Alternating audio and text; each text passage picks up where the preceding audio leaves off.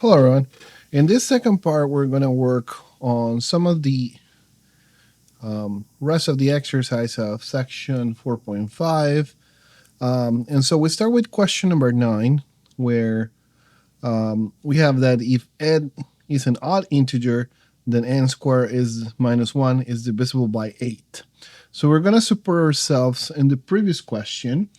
And so from problem number 8, right, we have that if n was odd, then we had that n squared could be from the shape ak plus 1. So it was going to be odd as well. This is from problem number 8. Now, since we're supporting ourselves from this, now we're just going to do n squared minus 1. And n squared minus 1, then it's going to be ak. Therefore, we get that a is going to divide n squared minus 1, according to this statement. And so n squared minus 1 is divisible by 8. Now, for number 10, we have that for any integer, 1 of n plus 1, or n plus 2 is going to be divisible by 3. Of course, if n is any integer, then by the quotient remainder theorem, n divided by 3, of course, if we say d is equals 3, then n is going to be 3q plus r, and r is going to belong to either 0, 1, or 2. So what are the options? Number 1, n is 3q. In that case, is divisible by 3. Right? If n has this shape, if r is equals 1, then we're going to have 3q plus 1 if r is 1. And so, if this is the case, then notice that m plus 2 is just going to be 3q plus 3, or 3q plus 1. And this is also divisible by 3. And if n is 3q plus 2, this is in the case that r is 2, then notice that m plus 1 is once again going to be 3q plus 3, which is divisible by 3. So with this, we prove that in all 3 cases, it's going to be divisible by 3. Now let's go to question 11. So for question 11, we want to argue if it's true or false and justify our answer. And first, we have for any integers a, and b, with b bigger than 0, then a modulo b is less than b. Okay, and this is, of course, going to be true. Here is a little weird because of the notation, but if you got to remember that when we're doing the quotient remainder theorem, a divided by b means that the a is bq plus r. And so what is a mod b? A mod b is just going to be r. So a mod b, which is r, is a number that is between 0 and b. By just the condition of the remainder, we have that r got to be between 0 and b. And so with this, we have that r got to be less than b. So that is true. Now for any integers a and b with b bigger than 0, a mod b is bigger than 0. And then once again, this is true by the same reason, because the remainder is a number that is bigger than 0 and less than b. This is a statement that is bigger than 0. So this is true. Now it says if a mod b is equal 0, then b is divisible by a. And this is also true. If a mod b is equal 0, this means that a is equals bq. And then the remainder is 0. And so that means that just b divides a. Okay? Now, question 12 will be the sum of any three consecutive numbers or consecutive integers is divisible by 3. Notice that we actually proved something similar here. And it was like for any integer n, either n plus 1 or n plus 2 is divisible by 3. So we're essentially talking about this type of numbers. But here the idea is that the sum. So we have n plus 1, and n plus 2. These are three consecutive numbers. So if we add them up, we get n times n plus 1 times n plus 2. And this is just going to be 3n plus 3, which can be seen as 3 times n plus 1.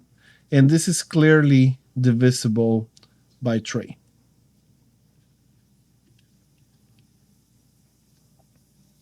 Since we have the sum, this equals 3 times some number that is going to be integer.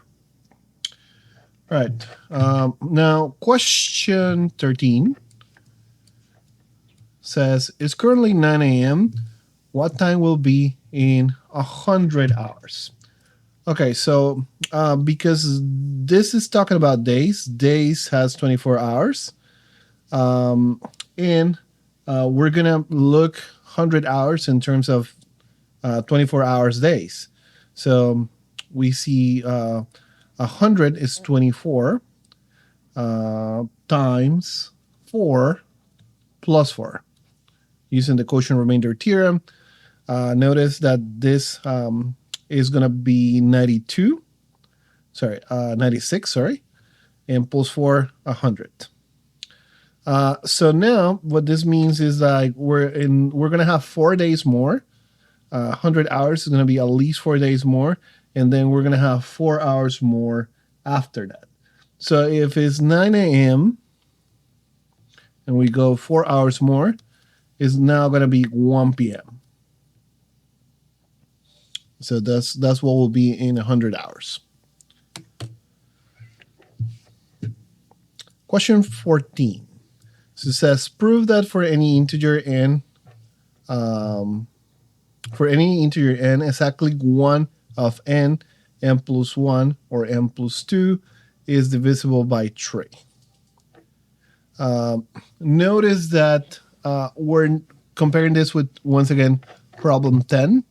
Here is for any integer n, one of this is divisible by 3. Now, the difference here is that we're trying to prove that exactly one of them is divisible by 3. So it's not the same question.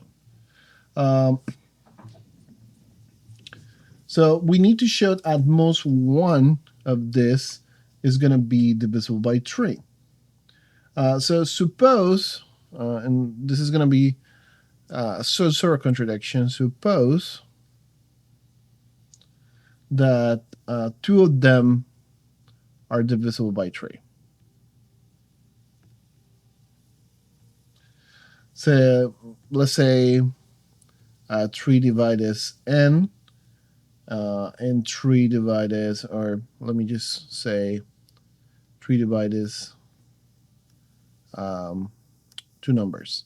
Let's say a and 3 divided b, where a and b can be selected from the n plus 1, n plus 2. So this way we cover all possible combinations. So a and b can be selected from here. So now, because of the way that this is ordered, we're going to assume that a is less than b. This is just a valid assumption since one of them got to be bigger than the other. Let's assume that a is smaller than b. And so we're also going to have that b minus a is between 1 and 2. Okay, and this is a consequence that they're divisible by 3. So the subtraction gotta be less than 2 and gotta be bigger than 1. Okay, and this is by problem 5. of 4.4. Okay. If we have that 3 divided is A and 3 divided is B, we also have that 3 divided is B minus A. But 3 does not divide 1, and 3 does not divide 2. So this will be a contradiction. Hence, we cannot have that 3 divided is more than 1 of n plus 1, and n plus 2.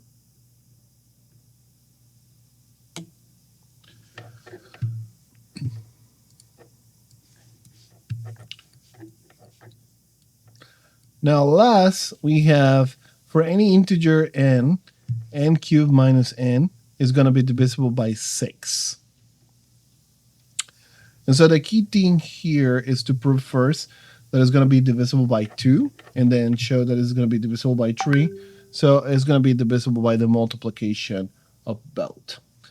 So we have from before, we can write, of course, n cubed minus n. We can write this as n squared minus 1, or n minus 1, n plus 1. So this is just the product of 3 consecutive numbers. So first, divisible by 2, right? So among 3 consecutive numbers, at least one is even. So because 1 is even, is divisible by 2.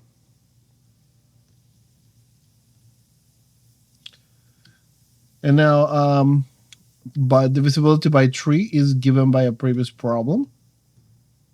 Actually, problem number 10 or 14, the one that we just did. Among 3 consecutive numbers, exactly 1 is divisible by 3.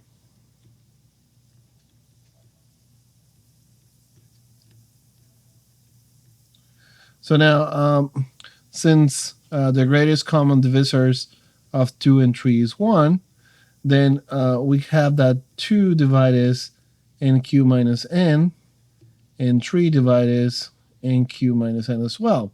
So we're going to have that 6, which is a multiplication in 2 and 3, also divides n cubed minus n. Remember, we proved this kind of statement before. If we have 2 numbers that divide the same number, then the multiplication is also going to divide the number. Okay, so this is the end of the exercises for section 4.5.